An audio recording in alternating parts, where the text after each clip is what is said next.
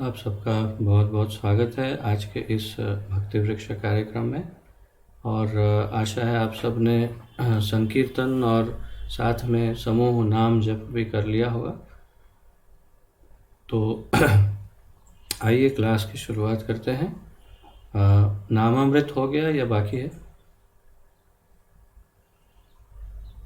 हो गया?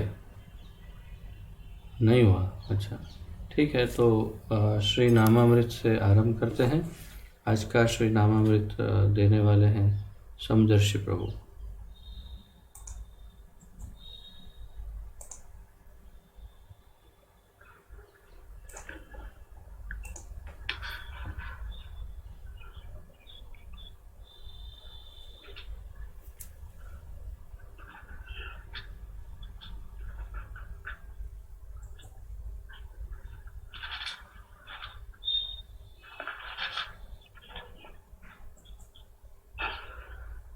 हरे कृष्णा। सभी के चरण में प्रणाम। हमारे शिक्षा गुरु और दीक्षा गुरु के चरणों में कोटि कोटि प्रणाम करते हैं। उनसे कृपा आशीर्वाद का भिक्षा मांगकर कृपा करके उनको आशीर्वाद कीजिए। जो हम उनसे सीखा है वो सही शब्द हमारा मुख का आए और सही शब्द हम धारा करें।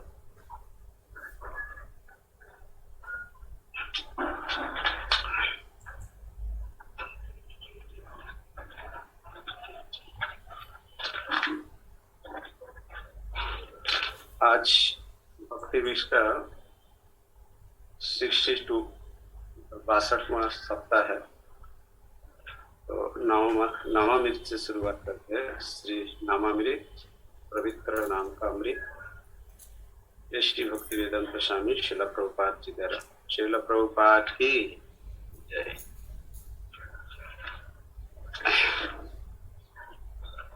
तो आज का शिष्यता से हरे कृष्ण का जप करके हर कोई अपने घरेलू जीवन को आनंदमय बना सकता है। तो हम सब भी गृहस्थ है, तो हमारे लिए बहुत ही जरूरी है। तो आगे देखते हैं क्या बताते हैं। हरे कृष्ण का जप करके हर कोई अपने घरेलू जीवन का आनंदमय बना सकता है। बच्चे, पत्नी और घर से विरक्ति का मतलब यह नहीं है कि उनके प्रति कोई भावना ना हो। तो ये उनके लिए है जो सोचते हैं कि आध्यात्मिक जीवन जो है वो भावना रहित होता है, किंतु ये सत्य नहीं है। भक्त हमेशा सद्भाव होते हैं और सभी जीवों से प्रेम करता है।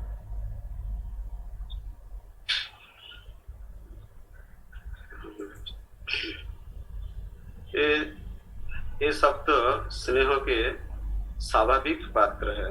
तो ये सब वास्तव में स्वाभाविक है, ये सब स्नेह के पात्र होता है। लेकिन जब ये सब आध्यात्मिक उन्नति के बाधक हो तब इनमें आसक्ति नहीं होनी चाहिए। देखिए, ये बात बहुत जरूरी है, ध्यान रखने जैसा है। जब ये सब आध्यात्मिक उन्नति में बाधक हो तो तब उन्हें आसक्ति नहीं होना चाहिए। तो जैसे जब यही सब बच्चे, पत्नी, धन दौलत जो भी कुछ है वो हमारे आध्यात्मिक उन्नति में अगर बाधक है तो हमें उन पर आसक्ति नहीं रखना चाहिए। जैसे इस संदर्भ में हमारे शिक्षा गुरु हमेशा हमको एक लीला प्रभुपाद जी की बताते हैं, जिसमें एक बार ऐसा होता है कि प्रभुपाद जी के पास एक बहुत ही धनवान व्यक्ति, बहुत ही नामचीन प्रचलित व्यक्ति आते हैं और प्रभुपाद जी के पास आके बोलते हैं, प्रभुपाद जी हम सब कुछ छोड़ के आ गए हैं आपके शरण में, और आप अभी से मैं फुल टाइम मंदिर में रहना चाहता हूँ, आपके साथ ही रहना चाहता हूँ। तो प्रभुपाद जी तो बताता है ठीक है। तो इस समय उसके बाद फिर दूसरे शिष्य ने प्रभुपाद जी को कहते हैं कि कितना अच्छा है, इतना धनढ़िया व्यक्ति, इतना धनवान व्यक्ति सब कुछ छोड़ के मंदिर में आ गया, इतना अच्छी बात नहीं। तो प्रभुपाद जी उनसे एक प्रश्न पूछा कि उन्होंने क्या लाए हैं। तो प्रभुपाद जी उसने तो कुछ भी नहीं लाए। फिर प्रभुपाद जी बताते ये ज्यादा दिन रहने वाला नहीं है मंदिर में। तो दूसरे शिष्य ने पूछते हैं कि क्यों ऐसा क्यों है प्रभुपाद जी। तो प्रभुपाद जी बताते हैं वो इतना धनवान व्यक्ति है, उसके बाद इतना सारा कुछ है, वो फुल टाइम मंदिर जॉइन करने के लिए आए हैं हमारे पास, पर उन्होंने एक फूटी कौड़ी भी नहीं लाए हैं। सब कुछ उसने वही छोड़ के आए हैं, उनके घर में छोड़ के आए। इसका मतलब क्या, उनके वो घर से अभी आसक्ति नहीं छोड़ा है, उसका मोह जो है वो घर में ही। तो आप तो जानते हैं प्रभुपाद जो होते हैं, जो अमुक वचन के होते हैं, थोड़े दिन बाद गए जाते हैं, फिर उनके घर से कुछ उनके रिश्तेदार आते हैं तो उनके बताते थोड़ा रोना धोना करते और बताते फिर वो अब तो महाशय कल पड़ते घर मंदिर को बाय बाय करके। तो हमें किस में आसक्ति होनी चाहिए और किस में नहीं, ये हमको बहुत स्पष्ट समझना चाहिए। इनके विपरीत अगर आपके बच्चे या पत्नी कोई भी थोड़ा भी अनुकूल है, प्रतिकूल नहीं है, तो हमको कभी भी उनके ऊपर आसक्ति नहीं छोड़ना चाहिए, उनको साथ में लेके उनको भी भक्ति में जुड़ाना चाहिए। तो आगे देखते हैं।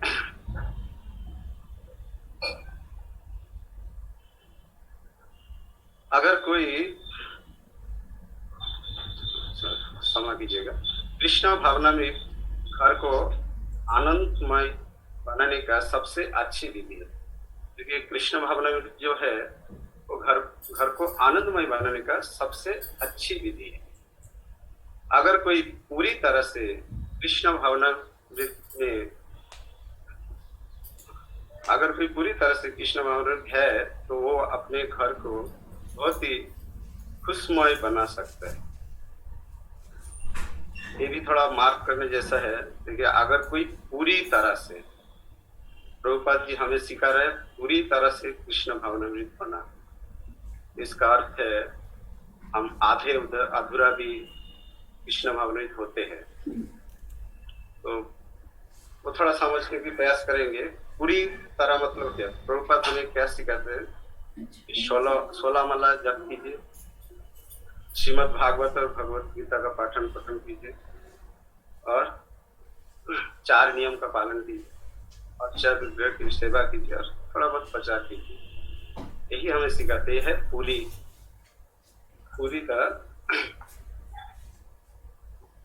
तरह कृष्ण भावना है। और आधा उधरी क्या है, जैसे हमने कभी कुछ माला जप किए, कभी नहीं किए, और कभी 4 में से 2 नियम पालन किए, 2 नहीं किए, ये अधूरी है। कभी हम भगवान के भोग लगे प्रसाद खाए, कभी हम बाहर खाए, ये क्या है, ये अधूरी है, अधूरी कृष्ण भावना मृत है। इस तरह से आप समझते हो जो अधूरी है।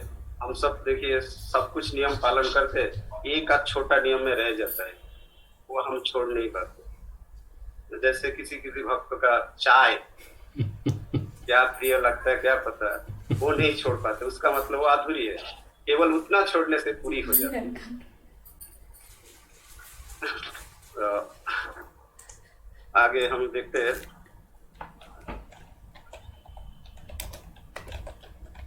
क्योंकि कृष्ण भावना की विधि बहुत ही सरल है, बहुत ही सरल।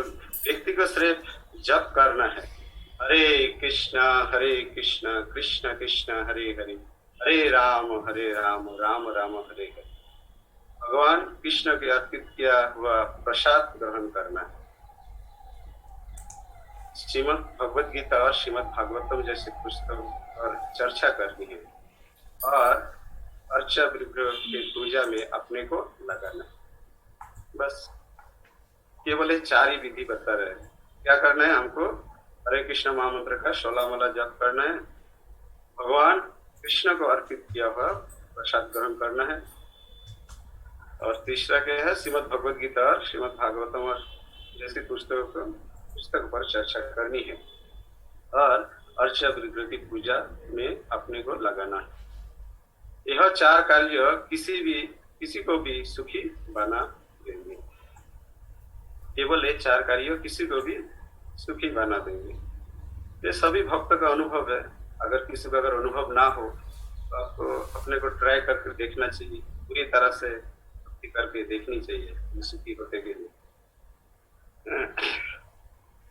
हर किसी को अपने परिवार के सदस्य को इस प्रकार प्रशिक्षित करना है। ये हम सबके लिए है। प्रभुपाद जी बता रहे हैं, हर किसी को अपने परिवार के सदस्य को इस तरह से प्रशिक्षित करना है।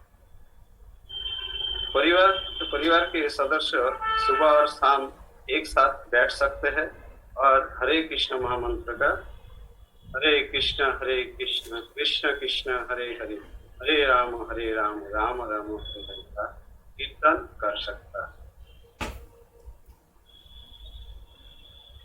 अगर कोई इस प्रकार अपने पारिवारिक जीवन को यही दिशा देकर कृष्ण भावना का विकास कर रहा है, इन 4 सिद्धांतों के अनुसरण कर सकता है, तो फिर पारिवारिक जीवन से सन्यास जीवन में बदलने की कोई आवश्यकता नहीं है। देखिए कितना सुंदर बात बता रहे। अगर कोई इस प्रकार ये जो 4 विधि पर बताई, इस प्रकार पारिवारिक जीवन को सही दिशा देकर कृष्ण भावनामृत का विकास कर सकता है, इन 4 सिद्धांतों को अनुसरण कर सकता है, तो फिर पारिवारिक जीवन से सन्यास जीवन में बदलने की कोई आवश्यकता ही नहीं है। तो इसका आज का जो शीर्षक है उनका सार इस तरह से है। अगर आपको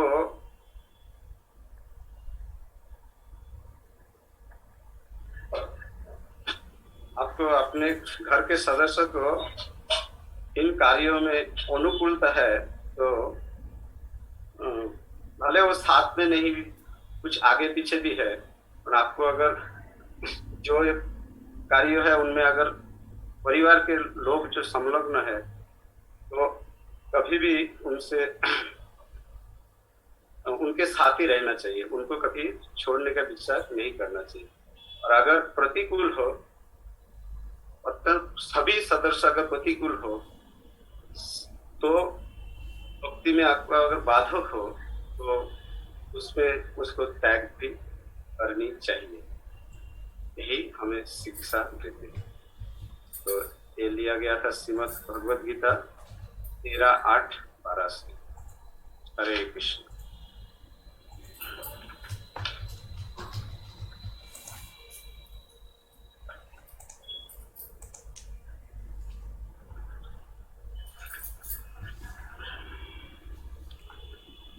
मेरा एक प्रश्न है, अगर आपको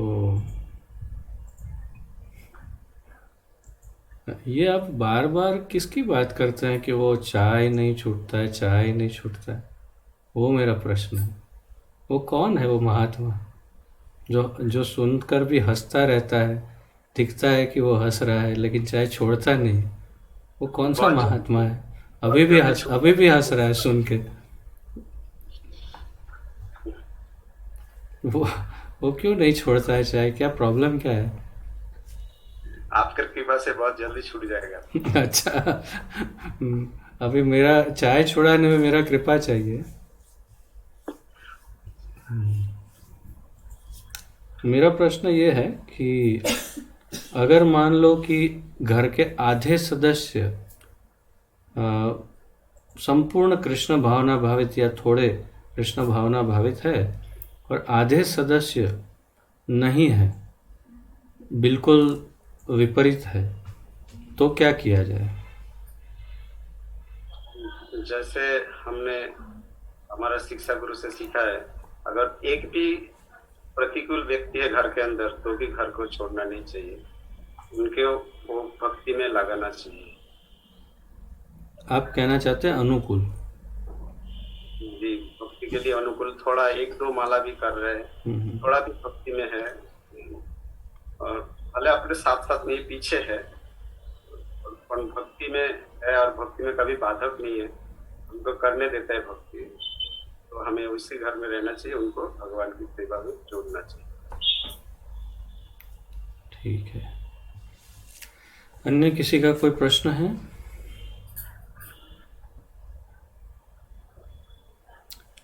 तो आइए अब पहले आज प्रचार ही सार है कर लेते हैं, क्योंकि फिर मेरा क्लास थोड़ा लंबा हो जाता है, तो फिर लास्ट में टाइम बचता नहीं है, तो इसलिए आज प्रचार ही सार है हम सुनेंगे हमारी सबसे होनहार वक्ता संजुक्ता माता जी से।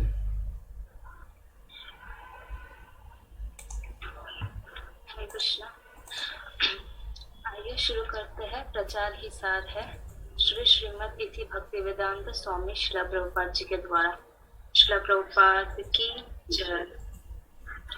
तो आज के प्रचार ही सार का शीर्षक है कृष्ण भावनामृत आंदोलन में स्त्रियां और पुरुष दोनों ही कृष्ण भावनामृत का प्रचार कर सकते हैं। तो आज का जो ये शीर्षक है ये बहुत ही महत्वपूर्ण है, स्पेशली जो माताएं हैं उनके लिए। कई माताएं सोचती है जो हाउसवाइफ होती है कि मैं कैसे प्रचार करूं, ज्यादा जो अनपढ़ होते हैं वे भी सोचते कि मैं कैसे प्रचार करूं। तो प्रचार करने में कोई बाधा नहीं है। आज प्रभुपाद जी इसी बारे में हमको समझाएंगे। तो आइए आगे देखते हैं। यह देखकर कि मायावादी और दूसरे भी भाग रहे हैं, चैतन्य महाप्रभु ने सोचा कि मैं चाहता हूँ कि हर कोई इस भगवत प्रेम के बाढ़ में डूब जाए, लेकिन कुछ लोग इससे वंचित रह गए हैं। इसीलिए मैं कुछ ऐसा करूँगा वे सब भी इसमें डूब जाए। तो महाप्रभु चाहते हैं जो लोग भक्ति से वंचित रह रहे हैं तो उनके लिए भी कुछ ऐसा करे जिससे मैं भक्ति में आ जाए। तो यहाँ एक महत्वपूर्ण बात है, भगवान चैतन्य महाप्रभु एक मार्ग निकालना चाहते हैं जिसमें मायावादी और वे लोग जिन्होंने कृष्ण भावनामृत आंदोलन में रुचि नहीं ली उनको किस प्रकार इसमें लगाया जाए। तो महाप्रभु इधर उन लोगों की बात कर रहे हैं जो रुचि नहीं ले रहे कृष्ण भावनामृत में, उनको किस प्रकार जोड़ा जाए तो उसका उपाय निकाल रहे हैं। यहाँ यह एक आचार्य का लक्षण है। एक आचार्य जो भगवान की सेवा के लिए आया है उससे यह अपेक्षा की जाती है कि वह ऐसे मार्ग और माध्यम खोजे जिसके द्वारा कृष्ण भावनामृत का प्रचार हो। तो इधर आचार्य का लक्षण बताया है कि उनसे हमेशा यह अपेक्षा की जाती है कि वह ऐसा मार्ग या माध्यम खोजे जिससे कृष्ण भावनामृत का प्रचार ज्यादा से ज्यादा फैले। तो एक भक्त ऐसे ही होते हैं, प्रचारक हमेशा सोचते रहते मैं कैसे प्रचार बढ़ाऊं, प्रचार कार्य कैसे बढ़ेगा, कैसे ज्यादा से ज्यादा भक्त जुड़ेंगे, कैसे सबको इस दुखमय जीवन से निकाल ले। तो ऐसे ही सोचते रहते हैं। तो हमारे प्रभु जी है जो हमें ये एग्जाम्पल बहुत बार दे चुके हैं कि जब प्रभुपाद जी के टाइम पर, जब प्रभुपाद जी एक बार अपने 2 शिष्यों के साथ हाईवे पे खड़े थे तो उनके 2 शिष्य सोच रहे थे अभी तो प्रभुपाद जी हाईवे में है, अभी थोड़ी ना वो भगवान के बारे में सोच रहे होंगे या प्रचार के बारे में सोच रहे होंगे, अभी तो इधर इतनी सारी गाड़ियां जा रही है, इनको ही देख रहे होंगे। तो तभी प्रभुपाद जी उनके तरफ मुड़ते हैं और कहते हैं कि देखो देखो ये जो ट्रक जा रहा है ना, ये अगर हम जगन्नाथ के रथ यात्रा में लगाए तो कैसा रहेगा। तो वो दोनों तो मतलब उनको एकदम शर्म आ जाती है कि हमने ऐसा कैसे सोच लिया। और तो वो लोग तो प्रभुपाद तो ऐसे ही होते हैं प्रचारक जो हमेशा कहीं भी हो, कोई भी अवस्था में हो, हमेशा प्रचार कार्य के बारे में सोचते रहते हैं। कई बार कुछ ईर्ष्यालु व्यक्ति कृष्ण भावनामृत आंदोलन की निंदा करते हैं क्योंकि इसमें लड़के और लड़कियां दोनों कृष्ण प्रेम बांटने में समान रूप से संलग्न है। तो कई बार पहले कुछ लोगों को पसंद नहीं आता था कि लड़का लड़की सब एक साथ मिलकर प्रचार करे, तो वो कभी कभी निंदा करते थे। लेकिन प्रभुपाद जी यहाँ कहते हैं लड़के और लड़कियां दोनों कृष्ण प्रेम बांटने में समान रूप से संलग्न है, तो इसमें कोई गलत बात नहीं है क्योंकि वे कृष्ण के नाम का ही प्रचार कर रहे हैं। चूंकि इसमें लड़के और लड़कियों दोनों को प्रचारक बनने की शिक्षा दी गई है, इससे इस प्रकार यह लड़कियां साधारण लड़कियां नहीं है, बल्कि यह उनके भाइयों के समान है जो कि कृष्ण भावनामृत का प्रचार कर रहे हैं। तो प्रभुपाद जी यहाँ कहते हैं ये लड़कियां साधारण लड़कियां नहीं है, बल्कि उनके भाइयों, भाई अर्थात गुरु भाई या फिर वो उन पुरुषों के समान ही है जो प्रचार कार्य करते हैं। तो यहाँ प्रभुपाद जी जो है वो प्रचार कार्य में लड़के और लड़की में कोई भेद नहीं करते क्योंकि दोनों को एक समान शिक्षा दिया जा रहा है प्रचार को आगे बढ़ाने के लिए। तो प्रभुपाद जी भी समान रूप से लड़की और लड़के दोनों एक समान रूप से प्रचार कर सकते हैं, उन्होंने ऐसा बताया है। इस प्रकार लड़के और लड़कियां दोनों को इन दिव्य कार्यों में व्यस्त रखने की नीति का उद्देश्य कृष्ण भावनामृत आंदोलन का फैलाना है। यह ईर्ष्यालु मूर्ख जो लड़के लड़कियों एक संग काम करने की निंदा करते हैं, इसको सिर्फ अपनी मूर्खता से ही संतुष्ट होना पड़ेगा क्योंकि वे नहीं सोच सकते कि कृष्ण भावनामृत को फैलाने के कौन से तरीके और माध्यम है जो इस उद्देश्य के लिए उपयुक्त है। उनके यह रूढ़िबद्ध तरीके कृष्ण भावनामृत को फैलाने में कभी भी मदद नहीं करेंगे। तो कुछ लोग होते हैं तो ऐसा सोचते हैं कि नहीं, माता है प्रचार नहीं कर सकती, वो घर के बाहर नहीं जा सकती, लेक्चर नहीं दे सकती। तो ये सब जो लोग हैं जो इन्हीं बातों को लेके बैठे रहते हैं, तो उनका कभी उद्धार नहीं हो सकता और उनकी उन्नति भी नहीं हो पाएगी कभी भी।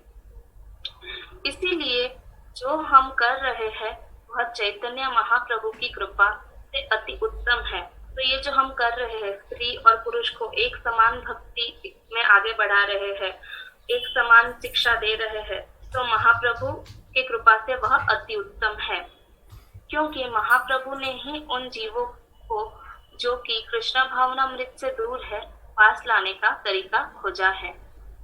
तो हम सबको क्या करना चाहिए, जो प्रभु जी है, तो प्रभु जियों को अपने माताओं को, अपने बच्चों को ऐसा प्रेरणा देना चाहिए कि जाके प्रचार करें। अगर वो थोड़ी सी भी रुचि रखते हैं तो उन्हें प्रचार के लिए प्रेरित करना चाहिए। इससे हमारे प्रभुपाद जी, गुरु महाराज, हमारे प्रभु जी सब प्रसन्न होंगे और जब गुरु प्रसन्न होते हैं तो तब भगवान अपने आप ही प्रसन्न होते। तो ये लिया गया था श्री चैतन्य चरितामृत आदि लीला 7.32 से। तो ये था आज का प्रचार विस्तार है। अगर किसी का कोई प्रश्न हो तो पूछ सकता है।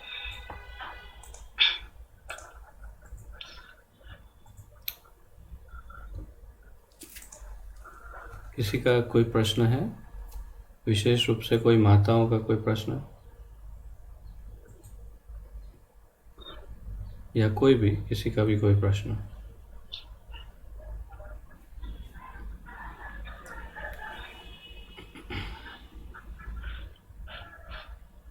तो आज के शीर्षक में मुख्य रूप से हमने देखा कि महाप्रभु के इस आंदोलन में स्त्री और पुरुष को एक समान प्रचार करने के लिए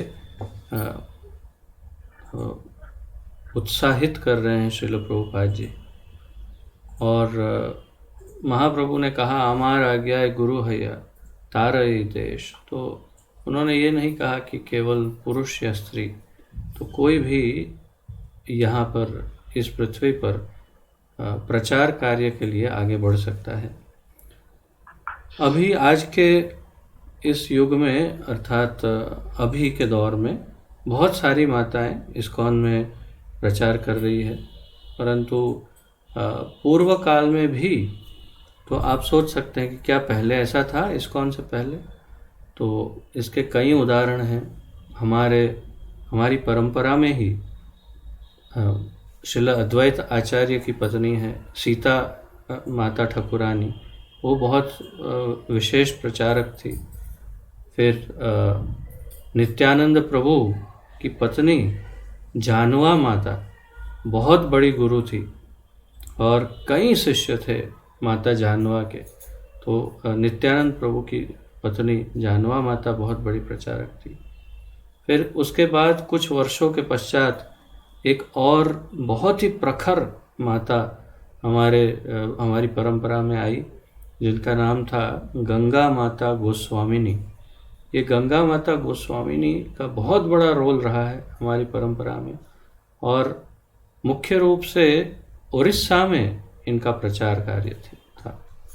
और उड़ीसा में गंगा माता गोस्वामिनी द्वारा इतने सारे लोग दीक्षित हैं कि आप आश्चर्यचकित होंगे, परंतु मुख्य रूप से वहाँ के राजा से लेकर के उड़ीसा के जितने पंडा हैं वहाँ पर मंदिर में, पुजारी हैं, वहाँ से लेकर के कितने लगभग 80% लोग वहाँ पर गंगा माता गोस्वामिनी से दीक्षित हुए थे। और गंगा माता गोस्वामिनी जो है वो बहुत बड़ी भागवत कथाकार भी थी, अर्थात वे जब भागवत कथा करती थी तो हजारों की संख्या में लोग उनकी कथा सुनने आते थे। तो ये हमारी पूर्व काल के कुछ उदाहरण हैं जिससे ये सिद्ध होता है कि हमारी परंपरा में माताएं प्रचारक रह चुकी है। और आज के दौर में प्रभुपाद जी की शिष्याएं बहुत सारी हैं जो बहुत ही प्रमुख भूमिकाएं कर रही है प्रचार में, और नवयुवक पीढ़ी भी है। बहुत सारी माताएं बहुत ही ज़बरदस्त प्रचार कर रही है और इसमें कोई भेद नहीं। बस केवल यही ध्यान रखना है कि पुरुष या स्त्री उसे अपनी मर्यादा का ख्याल रखना होता है, किससे मिलते हैं, किससे क्या बात करते हैं और कितना मिलना है, क्या करना है। तो व्यक्तिगत लेन देन में बस मर्यादा का ख्याल रखना है। प्रचार के लिए इन सब का कोई मोल नहीं है, कोई बाधा नहीं है। प्रचार के लिए कोई रोक टोक नहीं, कोई सीमा नहीं है, परंतु व्यक्तिगत लेन देन में सीमाएं हैं जिसका बहुत ख्याल रखना चाहिए। पुरुषों को महिलाओं से, महिलाओं को पुरुषों से बहुत अधिक बिना आवश्यक बातें नहीं करनी चाहिए और बहुत अधिक घुलना मिलना नहीं चाहिए। डिस्टेंस रखना चाहिए, सोशल डिस्टेंसिंग। तो कोरोना भी नहीं होगा और दूसरे कोई रोग भी नहीं होंगे। तो ये एक बहुत विशेष बात है। अगर समझ में आ जाए तो काफ़ी लोग हंस भी रहे हैं, मैं समझ रहा हूँ तो समझ रहे हैं, परंतु अन्यथा माताएं जो हैं वो बहुत सुंदर ढंग से प्रचार कर सकती है। और आज मैंने बड़ा सोच समझ करके संयुक्ता को ये टॉपिक दिया था, क्योंकि वो स्वयं एक माता के देह में है और स्त्री के देह में होते हुए बहुत अच्छी प्रचारक होने जा रही है। बहुत ही छोटी उम्र है उसकी।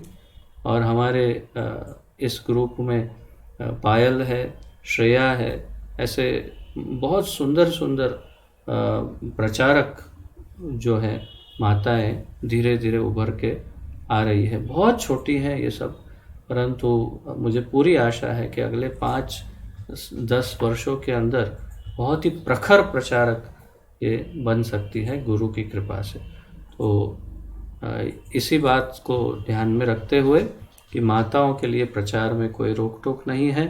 यदि आप उत्साहित महसूस करते हैं प्रचार के लिए तो अवश्य हमसे संपर्क करें और हमारी पत्नी और हम और सब भक्त मिल करके आपको उचित मार्गदर्शन दे सकते हैं, जिससे कि आप क्लास ले सकते हैं और प्रचार कार्य कर सकते हैं। तो यही था आज का मुख्य अत्यंत विशेष और अत्यंत महत्वपूर्ण विषय। किसी का कोई प्रश्न हो तो पूछिए, अन्यथा फिर आध्यात्मिक उन्नति की तरफ आगे बढ़ते हैं।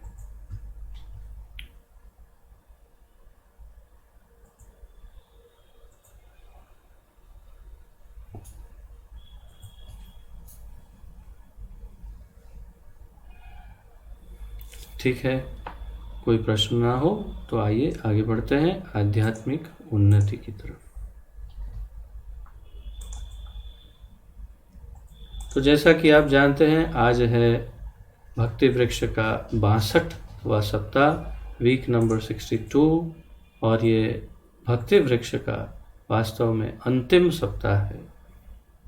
और इसके पश्चात केवल 2 सेमिनार रहेंगे। एक सेमिनार श्री गुरुचरण आश्रय का रहेगा, जो मेरी आशा है अगले सप्ताह करूँगा मैं, और फिर एक अंतिम सेमिनार होगा जो दीक्षा के ऊपर होगा। परंतु मुख्य रूप से भक्ति वृक्ष का ये अंतिम अध्याय, अंतिम चरण, अंतिम सप्ताह है, वीक नंबर 62, और हम इसके आध्यात्मिक उन्नति के अंतर्गत कर रहे हैं भक्त के 26 गुणों की चर्चा, जैसा कि आप जानते हैं। तो आइए इसी को आगे बढ़ाते हैं। भक्त के 26 गुण 22 से लेकर के 26 गुण तक की आज हम चर्चा करेंगे। श्रीमद् अभय चरणारविंद भक्ति वेदांत स्वामी श्रील प्रभुपाद की जय। गुण नंबर 22। तो अब तक हम कई सप्ताहों में 1 से लेकर के 21 गुणों तक की चर्चा कर चुके हैं। आज 22 से 26 गुण की चर्चा करते हैं। 22वां गुण, एक भक्त करुणामय होता है। एक भक्त करुणामय होता है, ये शीर्षक है। श्री भक्ति रसामृत सिंधु में करुणा के बारे में बताया गया है। एक व्यक्ति जो दूसरे के दुखों को बर्दाश्त नहीं कर पाता, वही करुणामय कहलाता है। करुणामय, करुणामय इस शब्द का अर्थ क्या है? एक व्यक्ति जो दूसरे के दुखों को बर्दाश्त नहीं कर सकता, उसे करुणामय कहते हैं। आप अपने आप से पूछ सकते हैं, अपने हृदय में जाग कर देख सकते हैं, एकदम सीधा दिखाई देगा, परिश्रम नहीं करना पड़ेगा। ऐसे करके ऐसे देखिए अंदर क्या दिख रहा है, करुणामय हृदय है कि नहीं है। और अगर करुणामय नहीं है तो करुणामय हृदय बन सकता है, परंतु साधन भक्ति के अनुशीलन से। तो पहले तो ये जानते हैं कि करुणामय और आजकल का जो की विचारधारा है उसमें क्या अंतर है। पर दुखे दुखी उसे कहते हैं करुणामय, पर दुखे दुखी, और पर दुखे सुखी जो होता है वो होता है करुणा रहित। और आजकल लगभग सामान्य ढंग से अधिक लोग पर दुखे सुखी होते हैं। कोई भी कोई न्यूज़ आया, अरे वो गिर गया, बहुत, मैं जानता था उसका काम ही ऐसा है, देखो भगवान ने उसको सजा दी है, अच्छा है, धीरे धीरे उसके पाप कम होंगे। मतलब मूल तो हम ये कहना चाहते हैं कि बहुत अच्छा हुआ वो गिर गया, मुझे खुशी हुई। और पर दुखे दुखी क्या होता है, जैसे ही पता चला कि कोई किसी को कुछ प्रॉब्लम है, तुरंत उसके हृदय में वास्तविक वेदना होती है। वास्तविक वेदना, दिखावा भी नहीं, वास्तविक वेदना कि अरे रे बेचारे को ऐसा हो गया, अब क्या होगा उसका। भगवान से प्रार्थना करता है, ठाकुर जी उसका कल्याण करिए। तो ऐसे करुणामय हृदय वाले जो होते हैं वही वास्तव में भक्त बन सकते हैं और वही वास्तव में प्रचार कर सकते हैं। तो एक भक्त करुणामय होता है, ये शीर्षक है। उसका कारण क्या है? 2 टाइप के भक्त हो सकते हैं। एक वो जो एकाकी भजन करता हो, अर्थात जो अकेला बैठ करके अपना भजन करने में ही इंटरेस्ट रखता हो, उसे किसी और में इंटरेस्ट नहीं है, उसे दूसरों का क्या होता है उसमें कोई दिलचस्पी नहीं है, दूसरे क्या करते हैं उसमें कोई इंटरेस्ट नहीं है। इतना सेल्फ सेंटर्ड है, सेल्फ सेंटर्ड अर्थात संपूर्ण रूप से उसका ध्यान केवल अपने अंदर है। मुझे क्या मिल रहा है, मेरा क्या हो रहा है, मुझे सुविधा है कि नहीं, मुझे अच्छा लग रहा है कि नहीं, मुझे ये, मुझे वो, मुझे तेरा तेरा तू जाने, मेरे को कोई लेना देना, तू तेरा मुझे क्या लेना देना, तुम तुम्हारा जानो, मैं तो मेरा बस। तो सेल्फ सेंटर्ड व्यक्ति एकाकी भजन करता है, अकेले में जा करके अकेला भजन करके अपने जीवन को अकेला उद्धार करने का सोचता है, जिसको कहते हैं भजन आनंदी। और दूसरा होता है गोष्ठी आनंदी, गोष्ठानंदी, जो भजन क्रिया को सब से बांटता है, हरे कृष्ण महामंत्र का ज्ञान सबको देता, भगवत गीता का ज्ञान सबको देता है, ताकि किसी भी चेहरे पर कभी भी कोई दुख की रेखाएं ना हो। वो चाहता है कि संपूर्ण विश्व, सारा ब्रह्मांड, सब लोग सुखी हों। ये एक भक्त का हृदय होता है।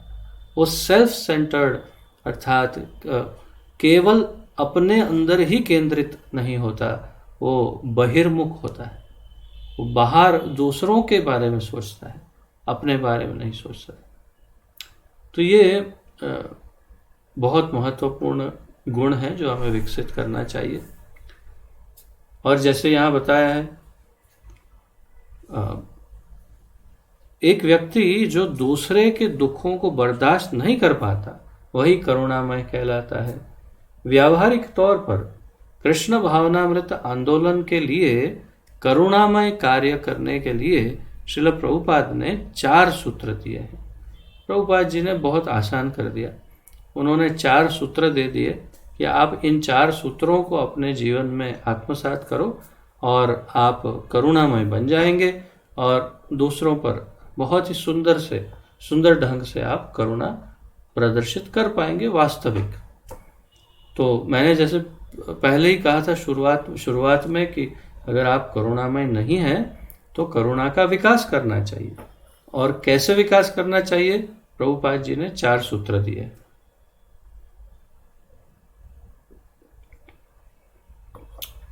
एक, प्रचार ही सार है, जो हम हर बार करते हैं। आज संयुक्ता ने जो लिया क्लास, प्रचार ही सार है, वो शीर्षक, वो एक मुख्य सूत्र है 4 में से। दूसरा, शुद्धता ही शक्ति है। तीसरा, पुस्तकें ही आधार है। और चौथा, उपयोगिता ही सिद्धांत है। एक एक को देखेंगे। पहला, प्रचार ही सार है। अंग्रेजी में कहा, preaching is the essence. Preaching is the essence. प्रचार ही सार है, अर्थात जीवन का सार प्रचार है। प्रचार करेंगे तो भक्त, योग्य भक्त कहलाएगा। अर्थात प्रचार, जो भक्त प्रचार नहीं करता उसका जीवन व्यर्थ है। तो प्रचार ही सार है। दूसरा, शुद्धता ही शक्ति है। Purity is the force. Prabhupada ji कहते हैं प्योरिटी इज द फोर्स। शुद्धता ही शक्ति है। ये हमारे अंतःकरण की, बाह्य शुद्धता तो आवश्यक है ही, परंतु अंतःकरण की शुद्धता। मैं कहूँगा शुद्धता ही शक्ति, आप कहेंगे हम रोज हाथ सैनिटाइज करते हैं, शुद्ध है वो, ठीक है। हृदय में क्या है? हृदय को सैनिटाइज करने के लिए क्या किया? हृदय का सैनिटाइजर क्या है जानते हैं? 16 माला हरे कृष्ण महामंत्र का जप, 4 नियम का पालन, ये हृदय का सैनिटाइजर है। शुद्धता ही शक्ति है। जब हृदय शुद्ध होगा तो अपने आप प्रचार में शक्ति मिलेगी। चौथा है पुस्तक के ही आधार है। Books are the basis. Books are the basis. Prabhupada ji कहते हैं बुक्स बेसिस है, अर्थात पुस्तक के ही आधार है, उसके ऊपर ही पूरा अपना भक्ति का मकान खड़ा है। किस पर? पुस्तकें। कौन सी पुस्तकें? प्रभुपाद जी के लिखे ग्रंथ, भगवत गीता, भागवत इत्यादि। और चौथा उपयोगिता ही सिद्धांत है। Utility is the principle. चौथा है यूटिलिटी इज द प्रिंसिपल।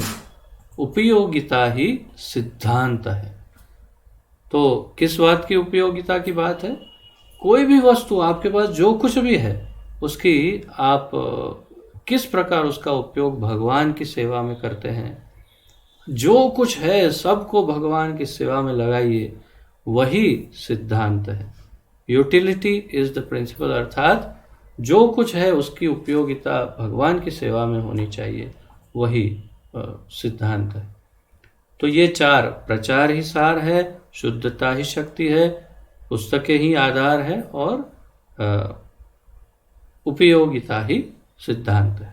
ये चार मूल सूत्र दिए प्रभुपाद जी ने। करुणा का निचोड़ है प्रचार। करुणा का निचोड़ है प्रचार। अगर किसी के हृदय में करुणा है, ये बहुत ही ज़्यादा महत्वपूर्ण वाक्य है। मुझे लगता है ये अत्यंत महत्वपूर्ण वाक्य है कि करुणा का निचोड़ है प्रचार। बहुत सुंदर वाक्य है, अद्वितीय वाक्य है सच में। मुझे भी इसको अलग से लिख के रखना चाहिए, क्योंकि मुझे ये वाक्य बार बार इसका उपयोग करने जैसा है। बहुत सुंदर है। करुणा का निचोड़ है प्रचार, अर्थात बहुत समझने योग्य है। करुणा का निचोड़ पर प्रचार। अगर कोई कहता है कि मैं करुणामय हूँ, तो भाई क्या करुणा है आप? मुझे गरीबों पे बहुत दया आती है, मैं उनको खाना खिलाता हूँ, बहुत अच्छा है। और मैं अनाथ आश्रम में कुछ दान देता हूँ अनाथों के लिए, अच्छी बात है। मैं हॉस्पिटल में, एक बहुत अच्छा है। मैं गरीब बच्चों को पढ़ाने, बहुत अच्छा है। फिर और ज़्यादा क्या? तो ये सारी करुणा है, परंतु जितनी करुणा है वो सब करुणा को मिला करके उसमें से यदि सार निकाला जाए करुणा का, अर्थात जो सबसे महत्वपूर्ण करुणा, तो वो क्या है? प्रचार। अर्थात जिसको सबसे ज़्यादा करुणा हो और सबसे प्रबल करुणा हो, वो सभी जीवों को भगवान से मिलवाने का कार्य करता है। क्योंकि वो जानता है कि जैसे ही ये जीव भगवान से मिल जाएगा तो तुरंत उसका अपने आप उद्धार हो जाएगा, उसके सारे पाप कर्म नष्ट हो जाएंगे, उसका जीवन बदल जाएगा, सुखमय हो जाएगा, सारे दुख कष्ट विपत्तियां सब अपने आप समाप्त हो जाएगी। और इसीलिए जो बुद्धिमान करुणामय व्यक्ति है वो प्रचार करता है। तो करुणा का निचोड़ है प्रचार। लेकिन जो शक्ति प्रचारक को कार्यान्वित करती है वह है शुद्धता। लेकिन अब जैसे कोई भी व्यक्ति, आप में से या हम में से कोई भी सोच सकता है चलो प्रचार करें, बहुत अच्छा है। प्रयास किया, कुछ फल नहीं मिल रहा है, प्रभु जी क्या करें? बहुत प्रयास करते हैं, बहुत ट्राई किया, कुछ रिजल्ट नहीं मिलता है। क्यों? प्रभुपाद जी के अनुसार उस क्यों का उत्तर है हृदय में शुद्धता नहीं है। यदि शुद्धता है हृदय में, अर्थात हेतु बहुत ही स्पष्ट है और केवल एक ही हेतु है, भगवान की और गुरु की प्रसन्नता। भगवान को प्रसन्न करने के लिए प्रचार करना है, केवल यही एकमात्र हेतु हो। अगर इसमें बीच में थोड़ा सा प्रतिष्ठा का लोभ ना हो, या धन आदि का या शक्ति का कोई लोभ ना हो, तो ही यह शुद्ध प्रचार होगा। परंतु जब प्रचार अशुद्ध हो, अर्थात कि जो वक्ता है उसको ये लगे हाँ मैं बोल रहा हूँ और सामने सब ताली बजाना चाहिए, सब आकर के सीधे मुझे देखते ही ओहो प्रभु जी बोल के सीधे ऐसा चरणों में गिर जाने चाहिए, तो समझना चाहिए कि हृदय की शुद्धता में बहुत बड़ा प्रॉब्लम है और फिर शक्ति नहीं मिलेगी प्रचार। तो प्रचार की शक्ति कैसे मिलती है? जब हृदय में केवल एक ही भाव हो कि मैं कैसे मेरे ठाकुर जी को और मेरे गुरुदेव को प्रसन्न करूं, बस केवल यदि ये एकमात्र भाव हो तो हृदय शुद्ध है। और जब हृदय शुद्ध हो प्लस इसके अलावा उपरांत दूसरों के प्रति द्वेष, राग आदि, क्रोध, बाकी और भी कोई दूषण ना हो, शुद्ध हृदय हो और मुख्य रूप से हेतु दूसरों के हित का हो, तब एक अद्वितीय अलौकिक शक्ति प्रचार में अपने आप आ जाती है। इसके कई उदाहरण हैं और इसके मूल में है कृष्ण की इच्छा। तो वो शक्ति जो है वो कृष्ण से प्राप्त होती है और वो कैसे आती है? शुद्धता से। तो हमारे हृदय में यदि शुद्धता हो तो कृष्ण की शक्ति मिलती है। कृष्ण शक्ति बिना नाहे तार प्रवर्तन। महाप्रभु कहते हैं कि अगर प्रवर्तन हो रहा है, बहुत अच्छा कृष्ण नाम का प्रवर्तन हो रहा है, तो समझना चाहिए कि कृष्ण शक्ति है। कृष्ण शक्ति बिना नाहे तार प्रवर्तन। अगर कृष्ण शक्ति नहीं है तो इतना अच्छा प्रचार नहीं हो सकता है, जो अर्थात शुद्ध भक्तों की बात है। तो ये शुद्धता। तीसरा, भक्तों के सच्चे शुद्ध हृदय, शुद्धता की बात आगे कर रहे हैं। भक्तों के सच्चे शुद्ध हृदय और मन पर प्रचार आधारित होता है। जब एक भक्त कृष्ण की शरण ग्रहण करता है तो कृष्ण उसके प्रयासों को पूरा करने के लिए कृपा देते हैं।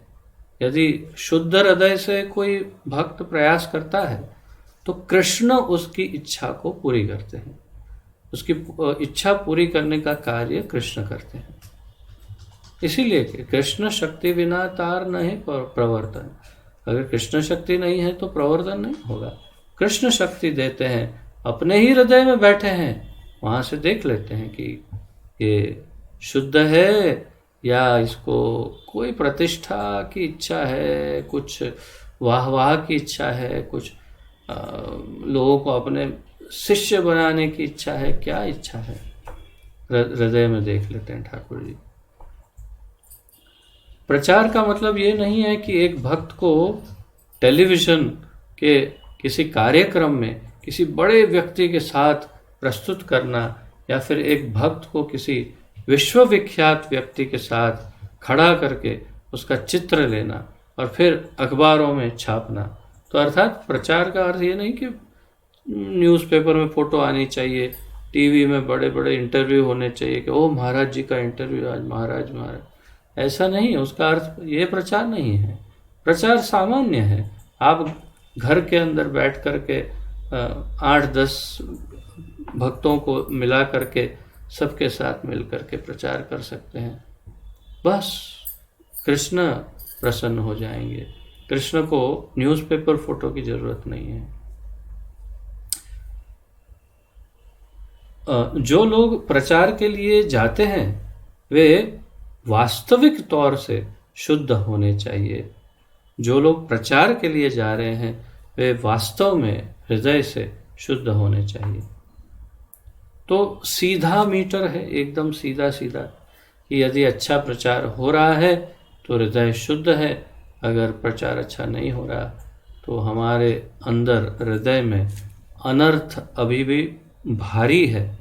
उन अनर्थों को हल्का करना पड़ेगा, तब जाकर शुद्धता बढ़ेगी और फिर कृष्ण शक्ति प्राप्त हो जाएगी। जब हम कहते हैं कि पुस्तकें ही आधार है। तो तीसरा, हमारा मतलब है श्रील प्रभुपाद की पुस्तकें। श्रील प्रभुपाद की पुस्तकें सिर्फ अनुवाद नहीं है, वे अगले 10,000 साल के लिए पूरी दुनिया का मार्गदर्शन करने हेतु दिव्य साहित्य है। ये वाक्य अत्यंत महत्वपूर्ण है। कितनी बड़ी बात है और कितनी सत्य बात है ये। श्रील प्रभुपाद की पुस्तकें सिर्फ अनुवाद नहीं, वे अगले 10,000 साल के लिए पूरी दुनिया का मार्गदर्शन करने हेतु दिव्य साहित्य है, अर्थात वास्तविक ग्रंथ है प्रभुपाद के ये पुस्तकें। तो ये 10,000 साल का क्या हिसाब है? कोई पूछ सकता है कि क्यों 10,000 ही साल, बाकी फिर आगे क्या होगा? तो ऐसा है, हमारे शास्त्रों के अनुसार बस अब 10,000 वर्ष तक इस कलयुग में धर्म का प्रवर्तन रहेगा और उसके पश्चात धर्म संपूर्ण रूप से इस पृथ्वी से विनष्ट हो जाएगा। उसके बाद केवल भौतिक जीवन रहेगा, खाना पीना, सोना, उत्पत्ति करना, एक कोई भी धार्मिक कार्य, कोई भक्त, वो बहुत अर्थात एकदम अत्यंत अल्प मात्रा में होंगे, कहीं कहीं कोने कोने में, परंतु ना के बराबर। तो मुख्य रूप से पूरी पृथ्वी पर से धर्म समाप्त हो जाएगा। आज पूरा विश्व ऐसे तो काफ़ी हद तक धार्मिक है, केवल हम ही लोग नहीं हैं। मैं दुबई में था 4 वर्ष, तो मैंने देखा कि हमसे तो कई गुना अधिक धार्मिक है वो लोग, हमसे कई गुना अधिक, बहुत ज़्यादा। हम तो उनके 25% भी नहीं है, उतने धार्मिक है वो सब। नमाज करना, ये रमज़ान के व्रत रखना, उसे रमादान कहते हैं, हर शुक्रवार की नमाज अदा करना वगैरह, कुछ नियमों का पालन करना, हमसे तो बहुत ज़्यादा चुस्त है वो, धार्मिक है। भले धर्म जो भी हो, परंतु धार्मिक है। वैसे ही अमेरिका में जो डॉलर है, अमेरिकन डॉलर के ऊपर प्रिंट किया है, इन गॉड वी ट्रस्ट, अर्थात हम भगवान में विश्वास करते हैं, ऐसा अमेरिकी सरकार ने डॉलर पे प्रिंट किया हुआ है, आप देख सकते हैं। तो मुख्य रूप से अभी भी धर्म तो बहुत है इस पृथ्वी पर, परंतु बस 10,000 वर्ष, और अगर बिल्कुल स्पष्ट कहूँ तो लगभग 9,500 वर्ष रह गए हैं, और उसके पश्चात धर्म का नाश हो जाएगा, और फिर प्रभुपाद जी के ग्रंथों की कोई वैल्यू उस हिसाब से नहीं रहेगी कि कोई जब है ही नहीं पढ़ने वाला तो क्या होगा। तो इसलिए 10,000 वर्ष का माप दिया है। सबसे अच्छा करुणामय कार्य है इन पुस्तकों की विभिन्न भाषाओं में छपाई और पूरे विश्व में वितरण का कार्य करना, जो आज वास्तव में ISKCON कर ही रहा है और हो ही रहा है। अब पूरे विश्व में लगभग सारी भाषाओं में इसका वितरण हो रहा है, और जहाँ तक मेरा अनुमान है, लगभग 100 से अधिक भाषाओं में हमारी भगवत गीता और सारे ग्रंथ छप रहे हैं, बट रहे हैं। और इस विश्व के सबसे अधिक बिकने वाले पुस्तक के रिकॉर्ड में पहले 10 या 5 जो पुस्तक होंगे इस पूरे विश्व के, उसमें हमारी भगवत गीता का भी नंबर है। तो तात्पर्य यह है कि हाँ, अभी प्रयास चल रहा है, लेकिन उस प्रयास को आपको आगे बढ़ाना है, आप सबको ही इसे आगे बढ़ाना है। हमारे प्रभुपाद की भगवत गीता, जो मूल भगवत गीता है, ओरिजिनल वास्तविक भगवत गीता है, यथारूप उस भगवत गीता को पूरे विश्व में पहुंचाने का कार्य आप सबका है, अर्थात हम सबको ही ये कार्य करना है, जिम्मेदारी लेना है। तथापि ये इसकी छपाई करना और अनेक भाषाओं में अनुवाद, तो अगर किसी भाषा में नहीं हुआ तो अनुवाद भी करवाया जा सकता है। इस प्रकार और अंतिम जो सूत्र है, सूत्र उपयोगिता ही सिद्धांत है का तात्पर्य है कि भौतिक वस्तुओं को कृष्ण की सेवा में उपयोग करना। जब तक एक भक्त को अनुभव होता है कि वह कृष्ण भावनामृत को हर देश में फैला सकता है और समय, स्थान और स्थिति के अनुसार वस्तुओं को व्यवस्थित कर सकता है, और यह सब वह परंपरा को बदले बिना कर सकता है क्षमा करें, तब वह और जीवंत और प्रबुद्ध हो जाता है कि कृष्ण भावनामृत को कैसे फैलाया जाए। मुख्य रूप से जो कुछ भी आपके पास है, जितनी वस्तुएं हैं, जो कुछ भी है, उस सब का प्रचार में कैसे उपयोग में उसे लगाया जाए इन वस्तुओं को, परंतु इस प्रकार कि जिससे हमारे मूल्य बदले नहीं, आध्यात्मिक या फिर परंपरा के जो नियम है उसमें कोई फेरबदल ना हो जाए। इस प्रकार अर्थात समय, स्थान और स्थिति के अनुसार इस प्रकार उसका उपयोग हो कि जिसमें परंपरा के हमारे जो मूल्य है उसमें कोई परिवर्तन न आए। उस प्रकार यदि हर वस्तु का उपयोग भगवान की सेवा में कर सकते हैं तो करना चाहिए। मुख्य है मूल्य, हमारे जो सिद्धांत है उसमें परिवर्तन नहीं आना चाहिए, तो हर वस्तु का उपयोग किया जा सकता है भगवान की सेवा। तो ये है यूटिलिटी इज द प्रिंसिपल, उपयोगिता ही सिद्धांत है। उसकी भक्ति के अनुसार कृष्ण उसे बुद्धि देते हैं जिससे वह व्यावहारिक तरीके से प्रचार कर सकता है। कृष्ण भावनामृत की कोई सीमा नहीं है, और जो कृष्ण भावना भावित प्रचारक इसको अनुभव करता है वह सबसे बड़ा त्यागी है। कृष्ण भावना की कोई सीमा नहीं है। श्रील प्रभुपाद के 4 सूत्रों का, अब जो 4 सूत्र हमने पढ़े हैं, पालन करते हुए कृष्ण भावनामृत आंदोलन के कार्यकर्ता हर किसी के प्रति करुणामय बन सकते हैं। तो अब आपको ये उपाय मिल गया, करुणामय कैसे बन सकते हैं। यदि आपने देखा अंदर हृदय में झांक कर, ओ नहीं, करुणा तो नहीं है, मुझे तो किस पर दया ऐसे आती नहीं है, तो दया विकसित करनी है, हाँ कि ना? नहीं, क्या ज़रूरत है, मैं तो ऐसे ही भला अच्छा हूँ, मुझे करुणा से क्या करना है। तो फिर हम कुछ नहीं कर सकते। परंतु अगर आप कहते हैं हाँ मुझे करुणा का विकास करना है, तो श्रील प्रभुपाद के ये 4 सूत्रों का पालन करते हुए कृष्ण भावनामृत आंदोलन के कार्यकर्ता हर किसी के प्रति करुणामय बन सकते हैं।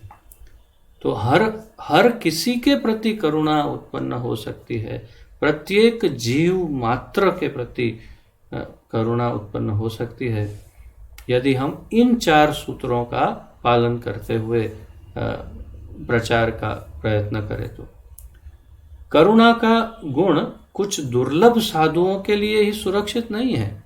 तो क्या करुणा हमारे क्या काम है? वो तो जीसस क्राइस्ट, यीशु क्रिस्त के पास थी करुणा। उन्होंने कितने दयालु थे, वो जो उनको मारने लगे उनको ही कहा कि इनको भी छोड़ दो। तो ऐसी करुणा तो हर भक्त में परम आवश्यक है। जीसस क्राइस्ट ने तो केवल भगवान से ये कहा कि जो मुझे सजा दे रहे हैं आप उनको सजा मत देना। वासुदेव दत्त ने चैतन्य महाप्रभु को ये कहा कि इस पूरे ब्रह्मांड में जीव मात्र का सारा पाप मुझे दे दो और इन सब को आप अपने धाम गोलोक ले जाओ। अब कौन सी करुणा बड़ी हुई?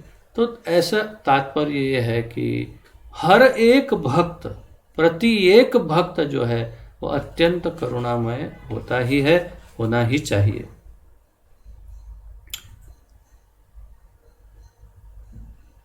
बल्कि चैतन्य महाप्रभु की कृपा से साधु प्रवृत्ति सबके लिए उपलब्ध है, तो हम सब साधु हो सकते हैं, है ही, होने ही चाहिए। जो विनम्र भाव से श्रवण और संकीर्तन आंदोलन को ग्रहण कर सकते हैं या करते हैं, तो साधु किसे कहते हैं? जो विनम्रता पूर्वक श्रवण और संकीर्तन का ये जो आंदोलन है उसे ग्रहण करते हैं या स्वीकार करते हैं, उसे साधु कहते हैं। तो आप साधु बनना चाहते हैं? बोले नहीं नहीं नहीं नहीं, क्या बात करते हैं प्रभु जी, हमारे तो अभी बहुत प्लानिंग है, क्या कहते हैं आप, साधु थोड़ी बन। अरे भाई वो वाला नहीं, वो लंबी लंबी दाढ़ी वाला, वो कमंडलू वाला, अलग निरंजन, वो वाला नहीं बाबा, साधु हृदय से। और जब तक हृदय से साधु नहीं बनेंगे जीवन का उद्धार कैसे होगा? अपना उद्धार भी कैसे होगा, परिवार का उद्धार, सबका उद्धार कैसे होगा? करना है तो यही उसके लिए एकमात्र उपाय है, श्रवण और कीर्तन। श्रवण और कीर्तन करिए, हरे कृष्ण आंदोलन में जुड़ जाइए और आप साधु हैं। तो ये था 22वां मुद्दा, पॉइंट या गुण भक्त का। अब 23वां, भक्त एक मित्र होता है। भक्त एक मित्र होता है। भक्त एक मित्र होता है क्योंकि वह आपको कृष्ण की ओर लेकर जाता है। बस एक सूत्र में हो गई उसकी व्याख्या, और क्या ज़्यादा बताना, अधिक कुछ बताने लायक छोड़ है ही नहीं बाकी शेष। भक्त मित्र होता है स्वाभाविक रूप से ही। क्यों? अरे भाई, आपका जीवन का सबसे बड़ा मित्र एक भक्त ही हो सकता है, अन्य कोई इतना बड़ा मित्र नहीं हो, कोई भी नहीं। जन्मों जन्मांतर के मित्रों को इकट्ठा करो, लेकिन एक भक्त के सामने कुछ नहीं है। क्यों? क्योंकि भक्त आपको जन्मों जन्मांतर के चक्र से ही मुक्त करवा देता है, आपको सीधा भगवान से ही मिला देता है, और इसीलिए एक भक्त ही आपका सबसे बड़ा मित्र है और मित्र होना चाहिए। तो वास्तव में हम सबको पूरी सृष्टि के मित्र होना चाहिए, सबको भगवान की ओर ले जाना चाहिए। कृष्ण सभी जीवों के सबसे अच्छे मित्र हैं। हालांकि भक्त हमें कृष्ण की ओर ले जाने के कारण हमारा मित्र है, उसका यह मित्रतापूर्ण कार्य औपचारिकता नहीं है।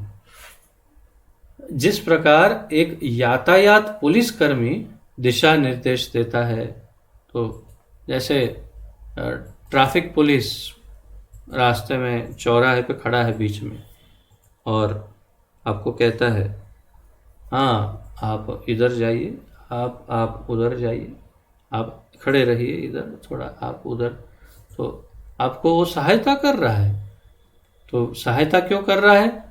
उसकी नौकरी है, औपचारिकता है, उसको कोई इसमें इंटरेस्ट नहीं है, अर्थात वो अपनी स्वयं की इच्छा से, प्रेम से नहीं कर रहा है, वो अपने परिवार को पालने के लिए, नौकरी करने के लिए ये ड्यूटी कर रहा है, औपचारिकता, फॉर्मालिटी। परंतु एक भक्त फॉर्मालिटी नहीं करता, औपचारिकता नहीं करता, वास्तव में उसके हृदय में ये भाव होता है कि मैं सबको सही रास्ता दिखाऊं, और इसीलिए वो सबका मित्र होता है। तो भक्त ही सबका मित्र हो सकता है। यदि आप लोगों को अभी भी डाउट हो, कि आपके मित्र, तो मैं अभी बता दूं आपको कि जो आपको इस भक्ति में लेके आए हैं उससे बड़े आपके और कोई मित्र संसार भर में नहीं है। बस इस बात को हमेशा हृदय में अंकित कर लो कि जो आपको भक्ति में लेकर आया है वही आपका सबसे बड़ा परम मित्र है, और इससे अच्छा मित्र और कोई नहीं मिलेगा। तो हमें भी दूसरों के मित्र ही बनना है, मित्र बन करके पूरे विश्व को भक्त बनाना है।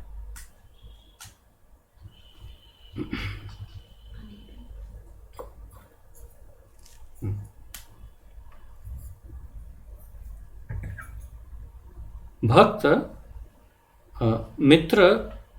मित्र में एक मित्र के सारे गुण हैं। भक्त साथ में रहते हैं, जप करते हैं, आध्यात्मिक आत्मीयता रखते हैं, क्योंकि कृष्ण भावनामृत में इंद्रिय तृप्ति नहीं होती। इसलिए भक्त गलत उद्देश्य को लेकर अपनी मित्रता को खराब नहीं करते।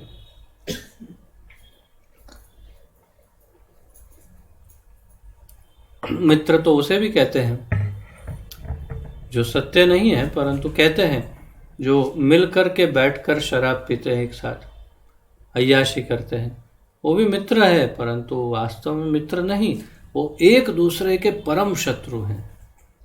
मित्र तो वही है जो कृष्ण के की ओर ले जाए।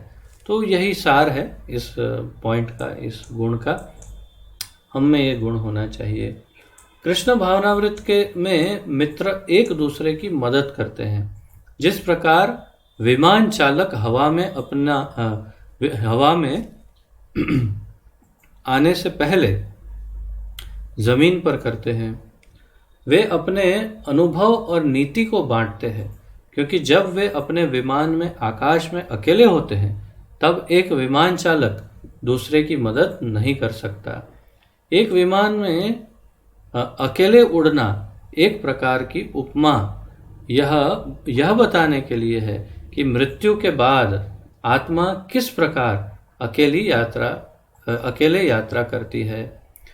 उस समय हर व्यक्ति को अपने अपने कर्मों का फल भोगना पड़ता है, लेकिन अगर उसने कृष्ण भावनामृत के संग एक अच्छा जीवन बिताया है तो उसने इस बात को ग्रहण कर लिया होगा कि कृष्ण को हमेशा याद रखना चाहिए, और इस प्रकार मृत्यु के समय वह अपने वास्तविक घर यानी भगवत धाम को जा पाएगा।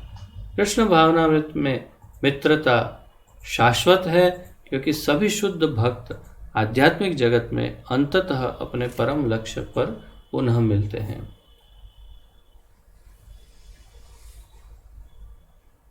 तो यहाँ पर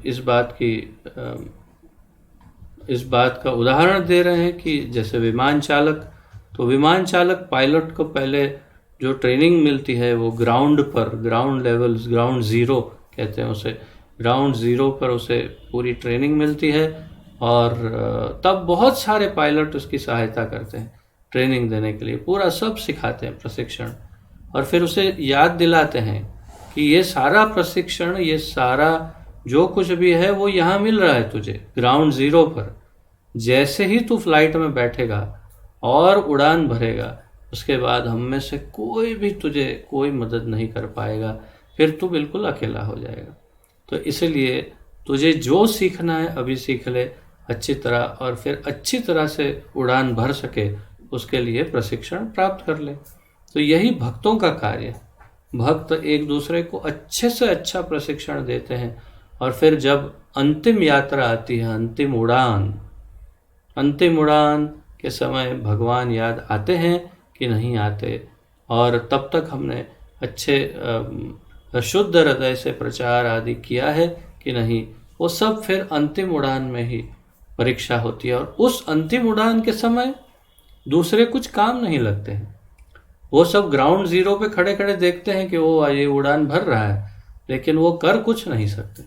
तो इसीलिए जब हमारी जाने की बारी आएगी तब ये सारे भक्त ग्राउंड जीरो पर खड़े खड़े ज़्यादा से ज़्यादा कीर्तन कर सकते हैं कि चलो भाई तुम जाओ, तुम्हारा नंबर लग गया है, लेकिन तुमने जीवन भर क्या किया है वो हमने तुम्हें प्रशिक्षण दिया था।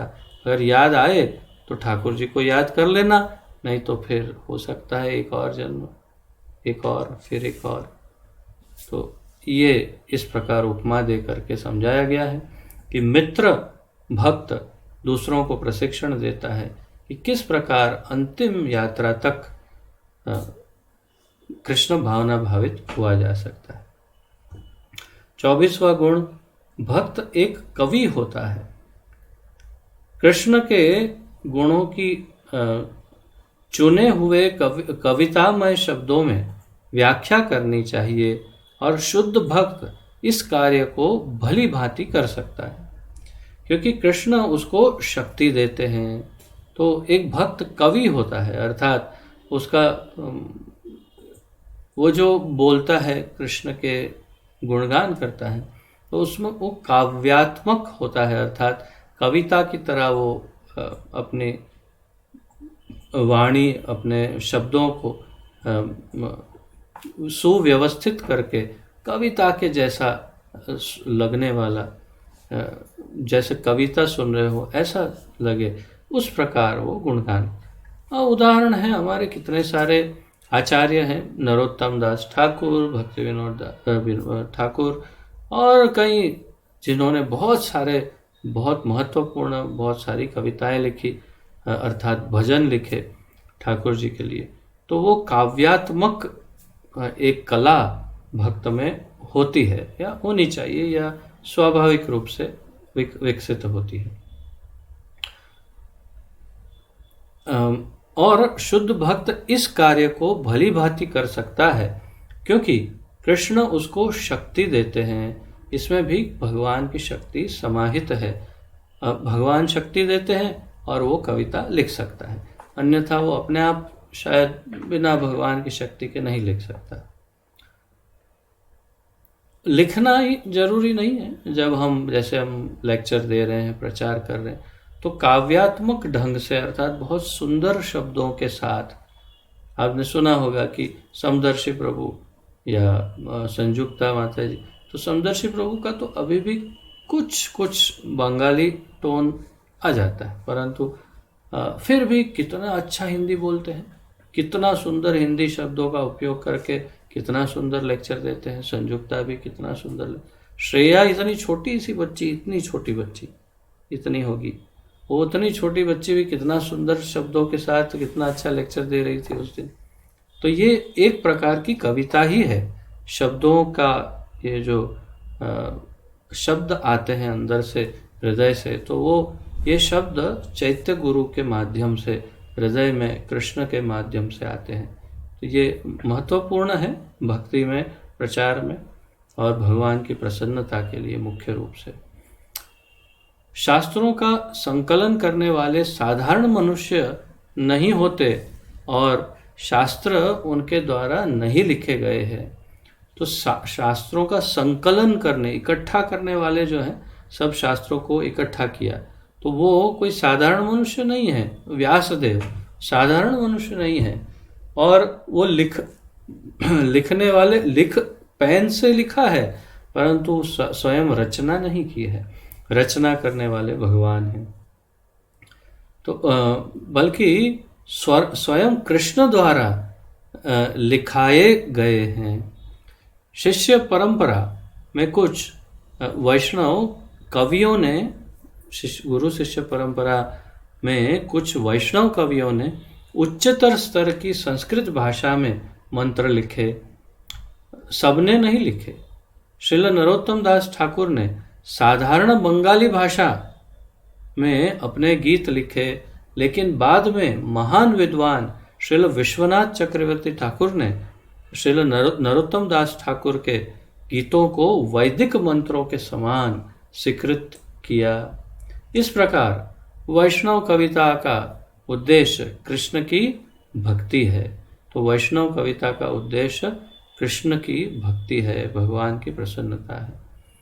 कविता लिखने के अलावा एक भक्त अपनी काव्य दृष्टि के कारण कवि होता है।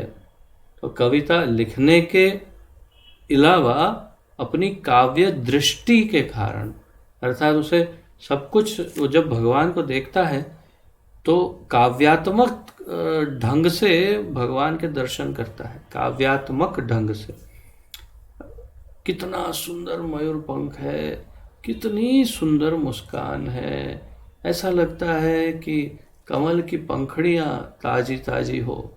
और आंखें तो देखो ठाकुर जी की, आहा, एकदम अत्यंत कोमल, नई अंकुरित हुई कमल की पंखड़ियाँ जैसे अभी अभी खिलकर बाहर निकल रही हो, ऐसी सुंदर सुंदर आंखें हैं ठाकुर जी की।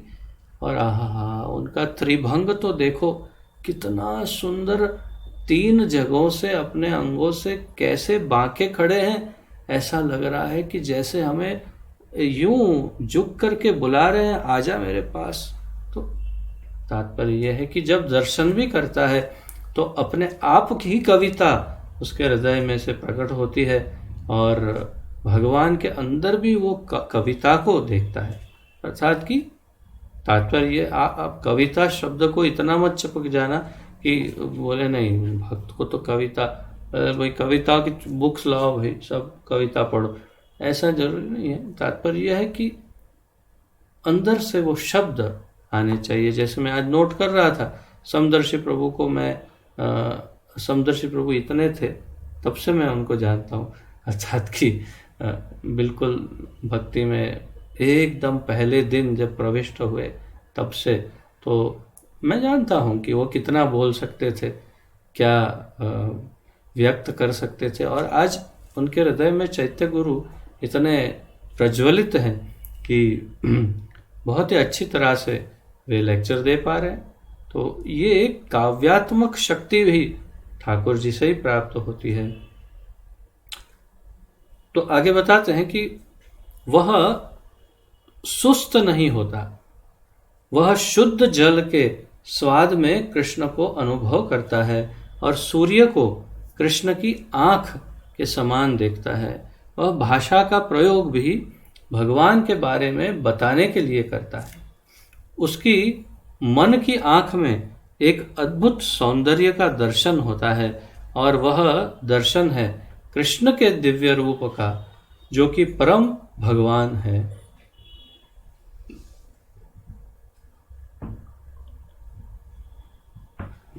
तो भक्त की आंखों में ही वो सौंदर्य या सौंदर्य देखने की भावना होती है। ये थोड़ा डेंजरस है, लेकिन सौंदर्य केवल ठाकुर जी में ही दिखे और कहीं ना दिखे वो बहुत ज़रूरी है, नहीं तो गड़बड़ हो सकती है। फिर सौंदर्य ही दिखना जाए तो सौंदर्य केवल ठाकुर जी में दिखे, इस प्रकार के उसके नेत्र होते हैं। और कविता केवल ठाकुर जी के लिए, नहीं तो पता चला अपनी पत्नी के ऊपर कविता लिख रहे हैं एक के बाद एक। क्यों? तो प्रैक्टिस कर रहा हूँ, बाद में ठाकुर जी पे लिखेंगे ना, पहले पत्नी को। क्या तुम्हारी झील सी आंखें हैं, आ हा हा, लेकिन झील में लगता है पानी खत्म हो गया। ऐसी कोई कविताएं अपने परिवार, कोई पत्नी या कोई और किसी, केवल ठाकुर जी के लिए ही हो, वही कविता है, वही सौंदर्य है, वही सुंदर दृष्टि है। तो इस बात को स्पष्ट समझिए। और अब ये सब मुझे बोलना क्यों पड़ता है? अगर नहीं बोलूँगा और कभी कोई सोचे कि हाँ पहले प्रैक्टिस कर लेते हैं, तो फिर गड़बड़ हो जाएगी ना। इसीलिए आप लोगों को एकदम भोले जीव जानकर मैं ये सब आपको सूचनाएं देता हूँ। इसमें और कोई भाव नहीं है ये सब बताने के पीछे, क्योंकि मैं जानता हूँ आप सब बहुत भोले, बहुत ही कोमल जीव हैं, इधर उधर हो सकते हैं। इसीलिए अब आगे कहते हैं, महान कवियों द्वारा प्रदान की गई दिव्य ध्वनि को सुनते हुए, हमेशा हरे कृष्ण मंत्र का जप करते हुए, रोमांच में नाचते और गाते हुए और भगवान कृष्ण को प्रसन्न करने की इच्छा से भक्त एक एक पल को सदाबहार कृष्ण भावनामृत में जीता है, वह एक कवि है। तो इस प्रकार बहुत सुंदर ढंग से जीवन जीता है और काव्यात्मक ढंग से जीता है। अब 25वां गुण, भक्त दक्ष होता है। दक्ष मतलब एक्सपर्ट।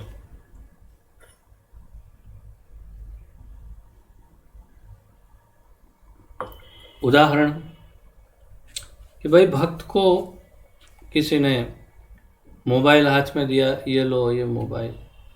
भक्त, ओ मुझे इसके बारे में क्या ज्ञान, मुझे क्या लेना देना, मैं तो भक्त हूँ, मुझे करताल बजाना आता है और कुछ नहीं। भगवान की सेवा में उपयोग में होने वाली हर वस्तु का स्वाभाविक रूप से उसके अंदर कुछ न कुछ ज्ञान रहता है। जो कोई भी वस्तुएं हैं उस सब में कुछ न कुछ उसका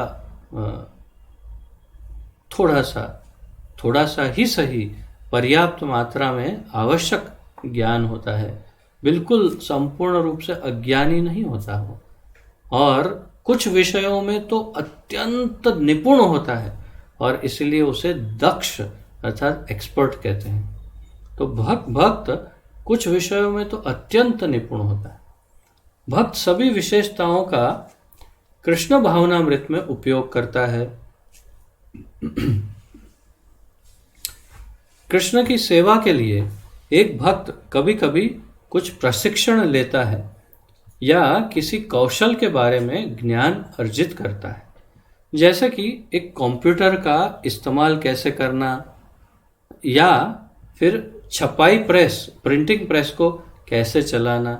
उदाहरण दे रहे हैं कि एक्सपर्ट होता है और अगर नहीं हो एक्सपर्ट और फिर उसको लगे कि नहीं आवश्यकता है ज्ञान की, तो वो किसी प्रकार उस ज्ञान को अर्जित भी करता है अर्थात प्राप्त भी करता है।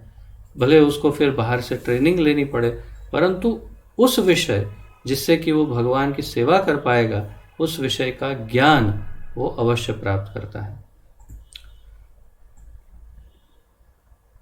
कोई भी दक्षता अभ्यास द्वारा सीखी जा सकती है और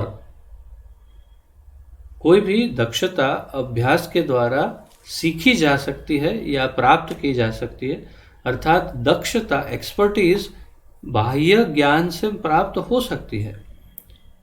जैसे आप सोनी काम करते हैं, आप ऊपर से सीधे डायरेक्ट थोड़ी सोनी काम का नॉलेज लेकर के प्रकट हुए, यहाँ पर किसी न किसी ने आपको सिखाया और अब आप अपने अपने कार्य में एकदम निपुण हैं, एक्सपर्ट हैं, दक्ष हैं। जो आप कर रहे हैं वो आप बहुत अच्छी तरह से जानते हैं कि कैसे ये गहना कैसे बनाना, वो कैसे बनाना, और कई लोग आपसे मार्गदर्शन लेने भी आते हैं कि ज़रा सिखाइए कि ये कैसे बनाया जाए। तो उसका अर्थ है कि आप दक्ष हैं उसमें। तो वो दक्षता कैसे मिली? ज्ञान से। ज्ञान कहाँ से मिला? बाहर से।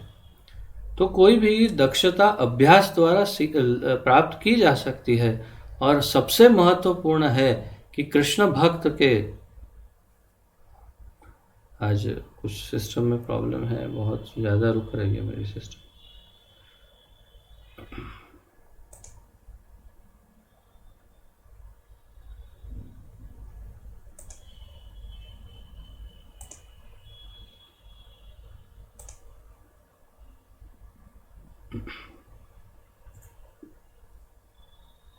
तो वास्तविक तौर पर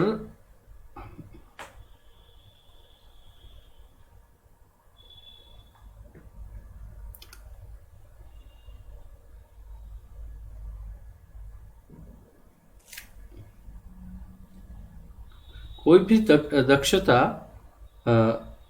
अभ्यास के द्वारा, आज कुछ ज़्यादा प्रॉब्लम है सिस्टम में, थोड़ा ज़्यादा ही चिपक रहा है, एकदम ज़्यादा अटक रहा है।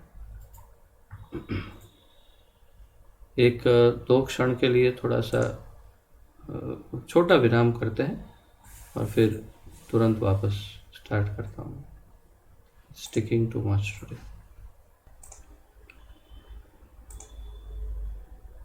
तो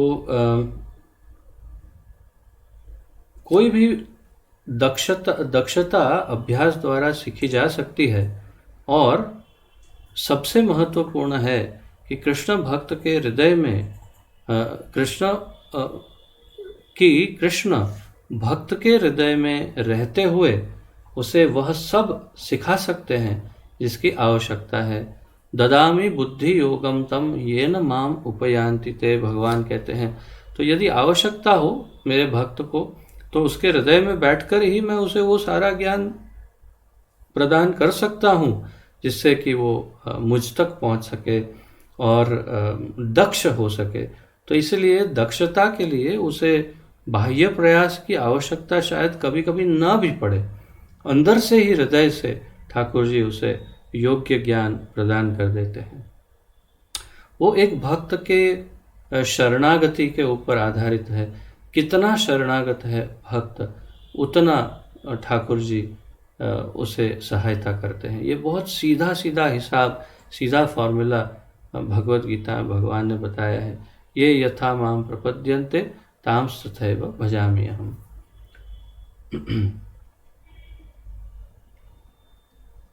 वास्तविक तौर पर कृष्ण हर किसी को सिखाते हैं, क्योंकि उन्हीं से स्मृति और ज्ञान आता है। भगवान कहते हैं, मैं बुद्धि देता हूँ, इसके द्वारा वे मुझ तक आ सकते हैं। ददामि बुद्धि योगम तम। इसीलिए हम देखते हैं कि भक्त किस प्रकार अपने कौशल को मंदिर निर्माण में, कलाएं सीखने में, व्यापार करने में, खाना बनाने में, अर्थात खाना नहीं बल्कि भोग बनाने में, चित्रकारी इत्यादि में प्रयोग करते हैं। तो भक्त दक्ष होते हैं, एक्सपर्ट होते हैं, ये हम देख भी लेते हैं, देख सकते हैं। लेकिन ऐसा नहीं है कि सिर्फ भक्त ही इन कार्यों में दक्ष है, बल्कि जो भक्त नहीं है वो भी इन कलाओं में और ज़्यादा दक्ष हैं।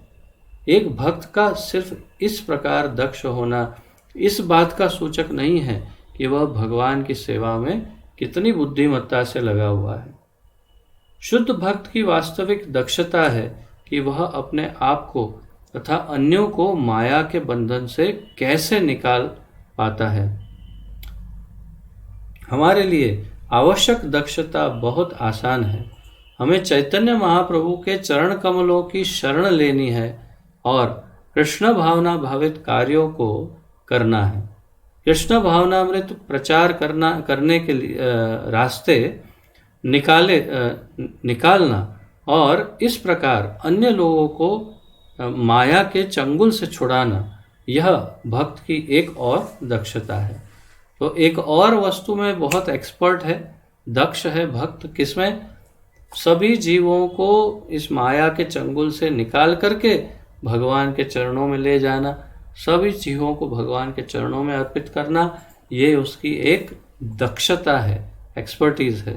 तो इस प्रकार भी भक्त दक्ष होते हैं, जो लोगों को भक्त बनाते हैं।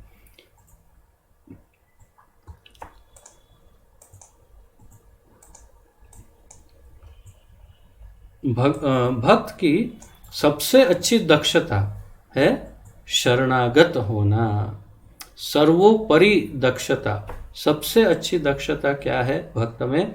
शरणागत होना। अगर भगवान कृष्ण हमारे कार्यकलापों का भार ले लें तो हम निश्चित तौर पर दक्ष हाथों में हैं। हमें लगन से कृष्ण को आत्मसमर्पण करने की कला सीखनी चाहिए और विशुद्ध रूप से इसे लागू करना चाहिए। तो कैसे भगवान के प्रति आत्मसमर्पण हो, वो सबसे पहले जरूरी है। सबसे पहला है आत्मसमर्पण भगवान को, क्योंकि वो हमारी सबसे बड़ी दक्षता होगी। श्रील प्रभुपाद ने कहा, भक्त दक्ष होता है, इसका मतलब है कि वह कुछ भी करने को तैयार है। वह ऐसा नहीं कहता कि वह एक ब्राह्मण है इसलिए ऐसा तुच्छ कार्य नहीं कर सकता, ऐसा कुछ बोलता नहीं है वो। फिर से दक्ष का मतलब हुआ शरणागत। इस परिभाषा के माध्यम से श्रील प्रभुपाद ने हमें प्रोत्साहित किया ताकि हम जो भी कार्य में संलग्न हो वह कृष्ण चेतना में किया जाए। शरणागत होने की क्षमता और जरूरी कार्य करना, यह एक दक्ष भक्त की पहचान है। शरणागत होने की क्षमता और जरूरी कार्य करना, यह एक दक्ष भक्त की पहचान है। सार, दक्षता का सार क्या है? किसे कह सकते हैं हम कि ये दक्ष भक्त हैं, एक्सपर्ट भक्त हैं? कैसे कह सकते हैं? तो उसमें दो वस्तु होनी चाहिए। एक, सबसे पहले शरणागत होने की क्षमता, अर्थात संपूर्ण रूप से भगवान का शरणागत हो और कोई भी कार्य उसे दिया जाए वो करने के लिए काबिल हो, योग्य हो, प्रस्तुत हो उस कार्य को करने के लिए। तो उसे कहते हैं दक्ष भक्त। तो दक्ष भक्त बहुत अधिक उपयोगी हो सकते हैं ठाकुर जी की सेवाओं के लिए। निश्चित तौर पर श्रील प्रभुपाद हर तरीके से सबसे दक्ष वैष्णव थे और उन्होंने हमसे भी दक्ष बनने को कहा। तो ये प्रभुपाद जी के शिष्य लिख रहे हैं, मैंने पहले भी बताया था आपको। तो बता रहे हैं कि सब प्रभुपाद जैसे दक्ष व्यक्ति और कोई नहीं। हर फील्ड का नॉलेज, हर विषय का, हर वस्तु का ज्ञान प्रभुपाद जी को था। हर एक वस्तु का, हर एक विज्ञान का ज्ञान उनको था। किसी भी वस्तु का ऐसा नहीं कि उन्हें ज्ञान नहीं था। तो वे वास्तव में दक्ष थे और उन्होंने अपने शिष्यों को भी कहा कि सब लोग दक्ष बनिए। हमें यह भी सीखना है कि जो भगवान की कृपा से दूर जाना चाहता है, उनके पास कृष्ण को कैसे पहुंचाए। ये समझ में आया? जो भगवान से दूर जाना चाहता है, उसे भगवान के पास कैसे ले जाया जाए, वो भी हमें सीखना चाहिए। यही तो एक्सपर्टीज है।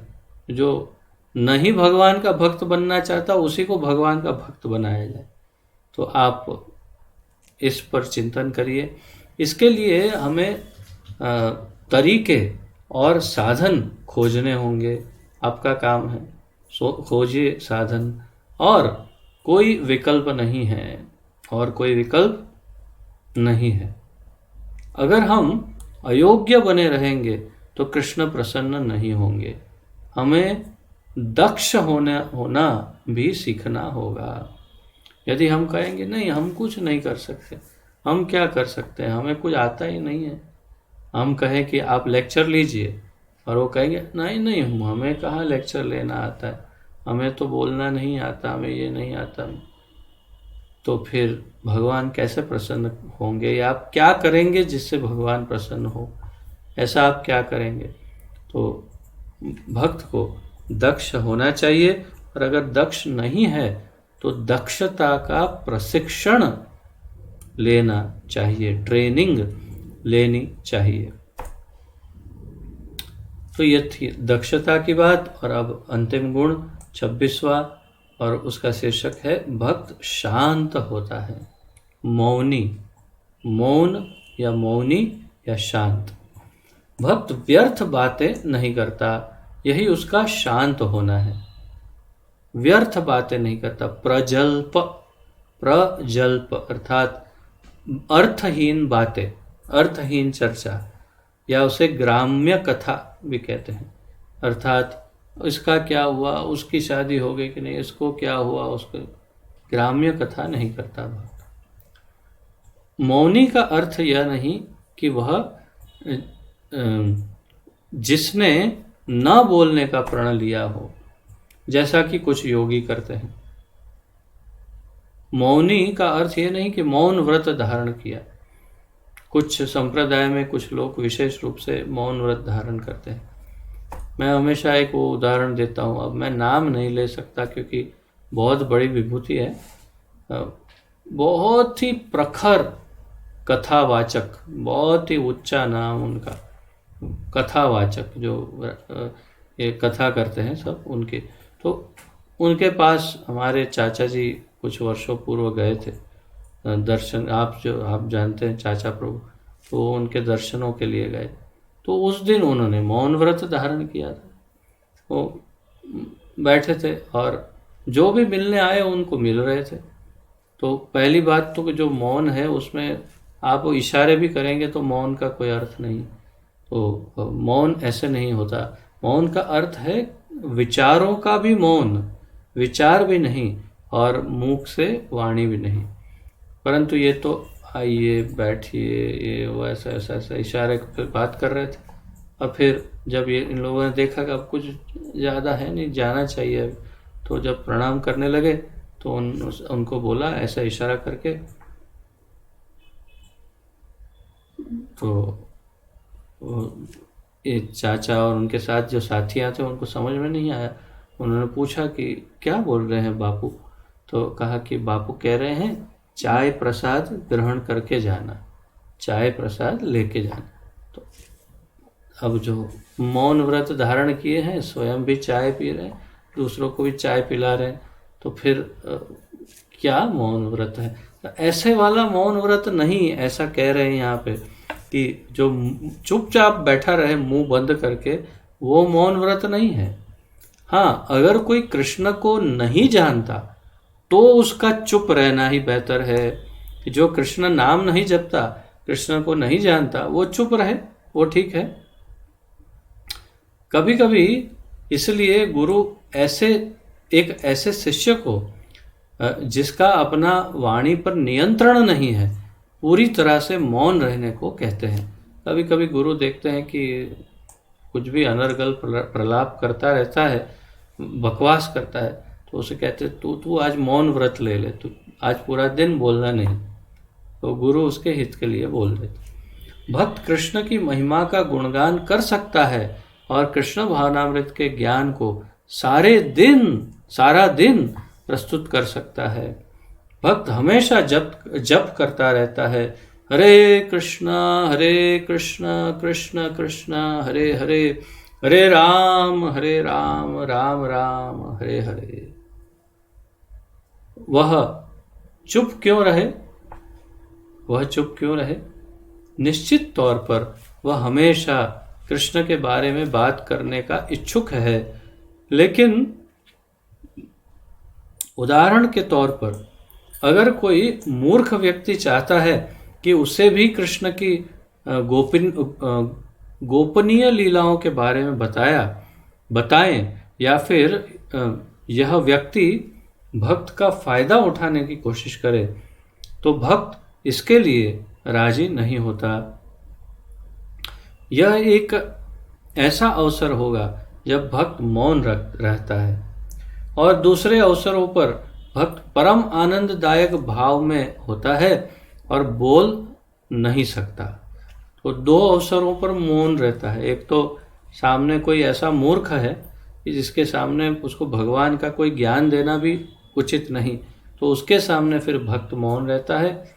और या तो फिर भगवान के प्रेम के भावावेश में उसका कंठ अवरुद्ध हो जाता है और इसीलिए वो बोल नहीं सकता, तब वो फिर मौन रहता है। तो ये दो ही अवस्था में भक्त चुप रहते हैं। चैतन्य महाप्रभु ने शांत होकर सार्वभौम भट्टाचार्य से वेदांत दर्शन के बारे में 7 दिन तक सुना। इस प्रकार चैतन्य महाप्रभु ने एक महान विद्वान के प्रति सम्मान दिखाया और अपनी अस्वीकृति भी जाहिर की। चैतन्य महाप्रभु का मौन उनकी सहनशीलता का भी प्रदर्शन है। तो उदाहरण दिया अंत में कि श्री चैतन्य महाप्रभु सार्वभौम भट्टाचार्य के साथ जब उनका वाद विवाद हो रहा था, शास्त्रार्थ वास्तव में उपदेश दे रहे थे सार्वभौम, तो 7 दिन तक एक शब्द नहीं बोले महाप्रभु, चुपचाप सुनते रहे। उसका अर्थ है कि वो प्रतिकार कर रहे थे कि मैं तुम्हारी बात से सहमत नहीं हूँ। तो उनका ये बहुत सुंदर विवेकपूर्ण प्रतिकार था।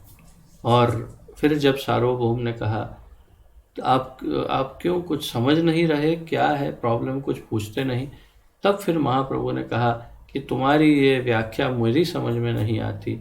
और फिर उन्होंने वास्तविक वेदांत की व्याख्या प्रस्तुत की महाप्रभु ने। तो सार यह है कि उन्होंने चुप रहकर प्रतिकार भी दिखाया कि डिसएग्रीमेंट जिसे कहते हैं कि नहीं मैं मानता नहीं तुम्हारी बात, तो चुप रहता है भक्त तब इस प्रकार। और उनकी सहनशीलता भी कि 7 दिन तक चुप रहे। तो ये था भक्त के 26 गुणों की चर्चा। यहाँ पर इस गुण अंतिम 26वें गुण मौनी होने के गुण के साथ समाप्त होती है। ये पेपर मैं आपको भेजूंगा। आप जानते हैं आप सबको इसमें से प्रश्नोत्तरी ढूंढनी है और फिर अपने अपने ग्रुप में भेजना है। बहुत ही कम भक्त भेजते हैं, एक आध दो भक्त को मैं देखता हूँ, अन्यथा सब मेरी इस कथा में बहुत ही भजनानंदी भक्त की तरह आनंद लेते हैं, थोड़े थोड़े झोले खाते हैं नींद के और फिर भूल जाते हैं, तो उत्तर कोई देता नहीं। परंतु आशा ये है, अपेक्षा आप सबसे कि इसके ऊपर आप प्रश्नों के उत्तर ढूंढ करके भेजा करें। परंतु अभी जो चर्चा हुई उसके विषय में कोई यदि आपका कोई प्रश्न आदि हो तो प्रस्तुत कर सकते हैं, अन्यथा आज क्लास को फिर यहीं पर विराम दे देंगे। किसी का कोई प्रश्न आदि है?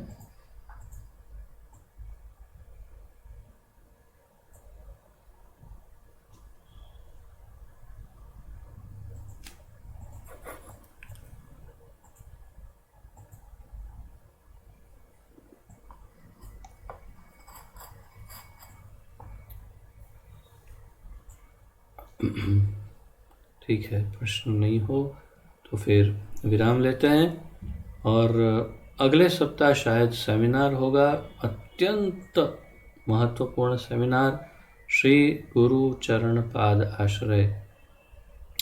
तो आप प्रस्तुत रहिएगा, समय पर आपको सूचित कर दिया जाएगा कि सेमिनार होगा कि नहीं अगले सप्ताह। ठीक है, आप सबका बहुत बहुत बहुत बहुत धन्यवाद। श्री चैतन्य महाप्रभु की जय, श्रील प्रभुपाद की जय, गुरु महाराज की जय, निताय गौर प्रेमानंदे, हरि हरि बोल। आप सबको कोटि कोटि प्रणाम और हरे कृष्णा।